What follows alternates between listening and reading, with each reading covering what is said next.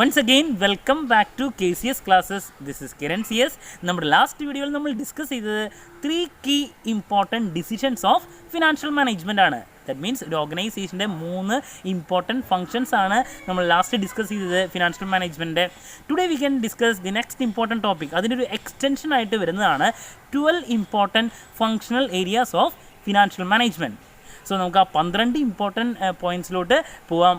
So number 1 point ആയിട്ട് വരുന്നത് determining the financial needs of the organisation.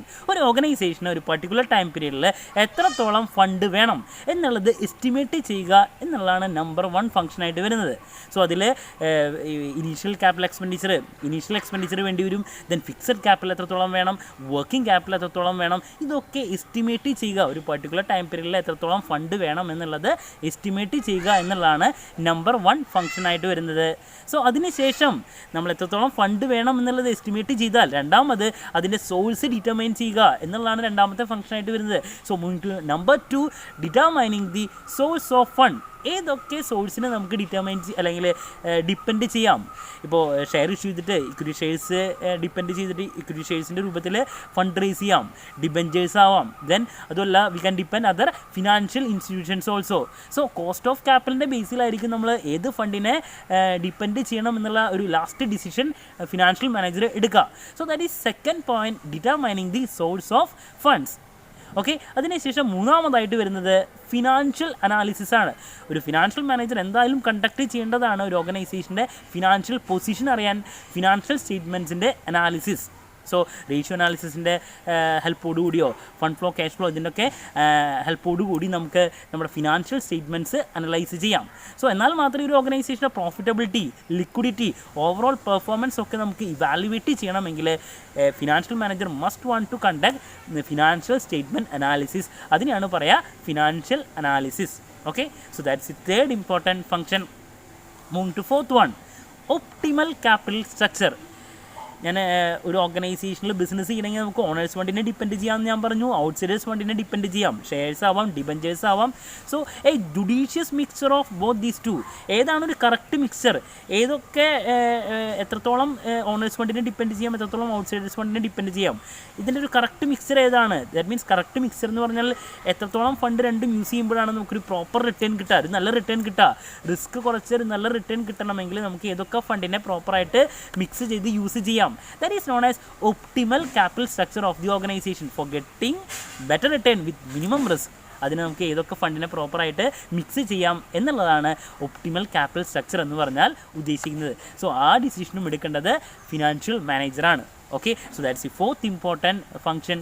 Moving to fifth one, CVP analysis, cost volume profit analysis. That means ഒരു ഓർഗനൈസേഷന് അതിൻ്റെ variable cost cover ചെയ്യാൻ പറ്റുന്നുണ്ടോ, fixed cost cover ചെയ്യാൻ പറ്റുന്നുണ്ടോ. Then the organisation want to analyse its break even point. That means no profit no loss point. എത്രത്തോളം ഇപ്പോൾ profit കിട്ടുന്നുണ്ട്, ലോസിനുള്ള ചാൻസ് ഉണ്ടോ, ഒരു ഇക്വിലിബ്രിയം പോയിൻ്റ് ഏതാണ്. സോ അതിൻ്റെ ബേസിലൊക്കെ ആയിരിക്കും നമ്മളൊരു ഫ്യൂച്ചർ ഡിസിഷൻ എടുക്കുക. ഓർഗനൈസേഷൻ ഒരു എക്സ്ട്രാ ഓർഡർ നമുക്ക് കിട്ടുകയാണെങ്കിൽ ആ ഓർഡർ ഏറ്റെടുക്കണോ, അഡീഷണൽ ഓർഡർ കിട്ടുകയാണെങ്കിൽ അതുമായിട്ട് മുന്നോട്ട് പോകണോ, അതോ നമുക്ക് ഇതുവരെ കിട്ടിയിട്ടുള്ള ഓർഡർ തന്നെ നമുക്ക് മുന്നോട്ട് പോകുന്നതിന് പകരം അത് കട്ട് ഷോട്ട് ചെയ്യണോ. ഇങ്ങനെയുള്ള എല്ലാ ഡിസിഷൻസും നമ്മൾ എടുക്കുന്നത് CVP അനാലിസിസിൻ്റെ ബേസിലാണ്. So that is next important function, cost volume profit analysis. Okay, moving to next important function, profit planning and control. ഓർഗനൈസേഷൻ്റെ സ്റ്റേക്ക് ഹോൾഡേഴ്സിന്, എസ്പെഷ്യലി ഫോർ പൊട്ടൻഷ്യൽ ഇൻവെസ്റ്റേഴ്സ്, എല്ലാവർക്കും അറിയാൻ താല്പര്യമുള്ളതാണ് ഓർഗനൈസേഷൻ്റെ പ്രോഫിറ്റബിലിറ്റി. അതിൻ്റെ ബേസിലാണ് ഇൻവെസ്റ്റേഴ്സ് ആണെങ്കിൽ അവർ വീണ്ടും ഇൻവെസ്റ്റ് ചെയ്യാനുള്ള പൊട്ടൻഷ്യൽ ഇൻവെസ്റ്റേഴ്സ് അവരാണെങ്കിലും ഫ്യൂച്ചറിൽ ഇൻവെസ്റ്റ് ചെയ്യണമെങ്കിൽ അതിൻ്റെ പ്രോഫിറ്റബിലിറ്റി എത്രത്തോളമാണ് നമ്മുടെ ഇപ്പോഴത്തെ അവസ്ഥ എന്നുള്ള അതിൻ്റെ ബേസിലായിരിക്കും അവർ ഫ്യൂച്ചറിൽ ഇൻവെസ്റ്റ് ചെയ്യുക. So profit planning and control അതാണ് നെക്സ്റ്റ് ഇമ്പോർട്ടൻറ്റ് ഫംഗ്ഷനായിട്ട് ഒരു ഫിനാൻഷ്യൽ മാനേജ്മെൻറ്റ് അല്ലെങ്കിൽ ഫിനാൻഷ്യൽ മാനേജർ ചെയ്യേണ്ട കാര്യം. It is an important information that need for the entire stakeholders of the organization. So that's the next important function. Moving to next point, fixed asset management. അല്ലെങ്കിൽ ഒരു fixed അസറ്റിലോട്ട് invest ചെയ്യുക എന്ന് പറയുമ്പോൾ ഒരു കാരണവശാലും കുറച്ച് ഫണ്ടൊന്നും ആവില്ല. ഇപ്പോൾ ഒരു മെഷീനറിയിലോട്ടോ അല്ലെങ്കിൽ ലോങ് ടൈം പർപ്പസിന് ഇൻവെസ്റ്റ് ചെയ്യുമ്പോൾ അതിൽ നിന്ന് പ്രോപ്പറായിട്ട് റിട്ടേണിന് ചാൻസ് ഉണ്ടോ എങ്കിൽ മാത്രമേ നമ്മൾ ഇൻവെസ്റ്റ് ചെയ്തിട്ട് കാര്യമുള്ളൂ. അതേപോലെ തന്നെ അതിൻ്റെ ഒരു എസ്റ്റിമേറ്റഡ് ലൈഫ്, ഒരു മെഷീനറിയിലോട്ട് ഞാനൊരു 10 lakh rupees ഇൻവെസ്റ്റ് ചെയ്തു, ദെൻ അതിൻ്റെ എസ്റ്റിമേറ്റഡ് ലൈഫ് ഉണ്ടായിരിക്കും. സോ ഓരോ ഇയർ കഴിയുമ്പോൾ ഡിപ്രീസിയേഷൻ ഉണ്ടാവുന്നു, അത് ഇല്ലാണ്ടായി ഒരു ഇപ്പോൾ ഒരു 10 years ആണെങ്കിൽ ആ 10 years കഴിയുമ്പോൾ നമുക്ക് അതിന് റീപ്ലേസ് ചെയ്യാൻ വീണ്ടും നമ്മൾ അതിന് വേണ്ടിയിട്ടുള്ള ഫണ്ട് കീപ്പ് ചെയ്യണം, ഫണ്ട് മാറ്റിവെക്കണം. സോ ഈ പറയുന്ന ഫിക്സഡ് അസറ്റ്സിൻ്റെ പ്രോപ്പർ മാനേജ്മെൻറ്റ് അവിടെ ആവശ്യമുണ്ട്. സോ ഇതൊക്കെ നടത്തുന്നത് ഫിനാൻഷ്യൽ മാനേജറുടെ ഡ്യൂട്ടിയാണ്. So that is fixed asset management. Okay, moving to next important point, capital budgeting. ഞാൻ ഓൾറെഡി ഡിസ്കസ് ചെയ്താണ്. ലോങ് ടൈം ഇൻവെസ്റ്റ്മെൻറ്റിൻ്റെ അനാലിസിസിനെയാണ് ക്യാപിറ്റൽ ബഡ്ജറ്റിംഗ് എന്ന് പറഞ്ഞാൽ ഉദ്ദേശിക്കുന്നത്. ഒരു ഇൻവെസ്റ്ററുടെ മുമ്പിൽ, ഒരു ഓർഗനൈസേഷൻ്റെ മുമ്പിൽ ഇൻവെസ്റ്റ്മെൻറ്റ് പ്രപ്പോസൽസ് എന്ന് പറയുമ്പോൾ ഒന്നിലധികം ഉണ്ടായിരിക്കും, ഓൾട്ടർനേറ്റീവ്സ് വളരെ കൂടുതലായിരിക്കും. So selecting the best one എന്ന് പറയുന്നത് വളരെ കോംപ്ലക്സ് ആയിട്ടൊരു പ്രൊസീജിയറാണ്. സോ അതിന് വേണ്ടിയിട്ട് നമുക്ക് പല ഇൻവെസ്റ്റ്മെൻറ്റ് അപ്രൈസൽ മെത്തേഡ്സ്, ടെക്നിക്സ് നമുക്ക് യൂസ് ചെയ്യാം.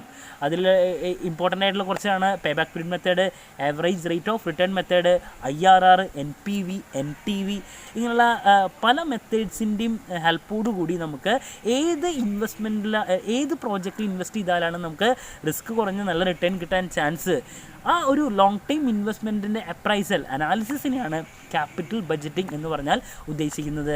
സോ അതാണ് next important function. Then moving to next important point, corporate taxation. ഒരു ഓർഗനൈസേഷൻ എങ്ങനെ പോയാലും പ്രോപ്പറായിട്ട് അതിൻ്റെ ടാക്സ് പേ ചെയ്യണം. സോ ടാക്സ് സ്ട്രക്ചർ ഏതാണ് എന്നുള്ളത് തീരുമാനിക്കുക. സോ അതിൻ്റെ പ്രോപ്പർ പേയ്മെൻറ്റ് അതൊക്കെ ചെയ്യൽ ഫിനാൻഷ്യൽ മാനേജറുടെ ഡ്യൂട്ടിയാണ്. So that is the important next function, corporate taxation. Tax പേയ്മെൻറ്റിൻ്റെ ഡീറ്റെയിൽസ്, ടാക്സ് സ്ട്രക്ചർ ഡിറ്റർമൈൻ ചെയ്യുക എന്നുള്ളതാണ് next important function. Then moving to next important point, already ഞാൻ പറഞ്ഞതാണ് വർക്കിംഗ് ക്യാപിറ്റൽ മാനേജ്മെൻറ്റ്.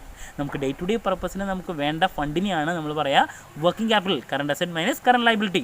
സോ അതിൽ ക്യാഷ് ഉണ്ടായിരിക്കും, cash management, receivables management, inventory management, എത്രത്തോളം fund keep ചെയ്യണം, എത്രത്തോളം ഫണ്ട് ഇൻവെസ്റ്റ് ചെയ്യണം, ലിക്വിഡിറ്റി, പ്രോഫിറ്റബിലിറ്റി, ഇതിൻ്റെ ഒരു കറക്റ്റ് ബാലൻസ് ഓർഗനൈസേഷനിൽ മുന്നോട്ട് പോകണമെങ്കിൽ പ്രോഫിറ്റബിലിറ്റി കൂടണം, അതേപോലെ തന്നെ ലിക്വിഡിറ്റി, ആഡിക്വേറ്റ് ഫണ്ട് നമ്മൾ മെയിൻറ്റെയിൻ ചെയ്യും വേണം, പ്രോപ്പറായിട്ടുള്ള ഇൻവെസ്റ്റ്മെൻറ്റ് നടത്തും വേണം. എന്നാൽ മാത്രമേ നമുക്ക് പ്രോഫിറ്റബിലിറ്റി ഉണ്ടാവുള്ളൂ, ലിക്വിഡിറ്റി മെയിൻറ്റെയിൻ ചെയ്യാനും പറ്റുള്ളൂ.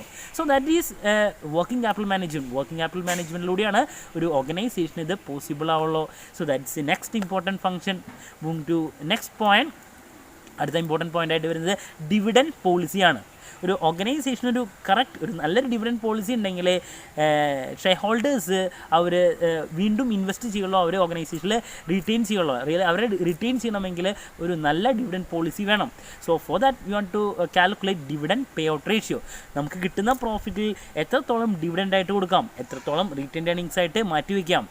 ഈ പറയുന്ന റിട്ടേൺ ഏർണിങ്സ് കൂടിയാൽ ഷെയർ ഹോൾഡേഴ്സിന് പ്രോപ്പറായിട്ട് അവിടെ ഡിവിഡൻഡ് കൊടുക്കാൻ പറ്റില്ല. സോ ഡിവിഡൻഡ് കൊടുക്കും വേണം, റിട്ടേൺ ഏർണിങ്സ് വേണം. സോ ഇതിൻ്റെ ഒരു കറക്റ്റ് ബാലൻസ് നമ്മൾ തീരുമാനിക്കണം. സോ ആ ഡിസിഷനും എടുക്കുക, ആ ഒരു ഡിസിഷനും എടുക്കുന്നത് ഫിനാൻഷ്യൽ മാനേജറാണ്. സോ ഒരു ഡിവിഡൻഡ് പോളിസി ഫ്രെയിം ചെയ്യണം. It is also the duty of financial manager. So that's the next important point. And moving to last important point, mergers and acquisition. ഒരു ഓർഗനൈസേഷൻ്റെ എപ്പോഴും മൈൻഡിലുള്ള ഒരു കാര്യമാണ് to get a competitive edge in the market. So അതിന് വേണ്ടിയിട്ടാണ് mergers and acquisitions അവിടെ നടത്തുന്നത്. മെർജേഴ്സ് മീൻസ് എന്താണ്, ഒരു ഓർഗനൈസേഷൻ വേറൊരു ഓർഗനൈസേഷനായിട്ട് മെർജ് ചെയ്യാണ്, ഒരു ലയനം അവിടെ വരാണ്. സോ 1+1 = more than 2 നമ്മൾ സിനർജി ഇഫക്റ്റ് എന്ന് മാർക്കറ്റിങ്ങിൽ പറയും. സോ അതിന് ദാറ്റ് ഈസ് മെർജർ. അതേപോലെ തന്നെ അക്വിസിഷൻ, ഒരു ലാർജ് ഓർഗനൈസേഷൻ ഒരു സ്മോൾ ഓർഗനൈസേഷനെ അക്വയർ ചെയ്യണു.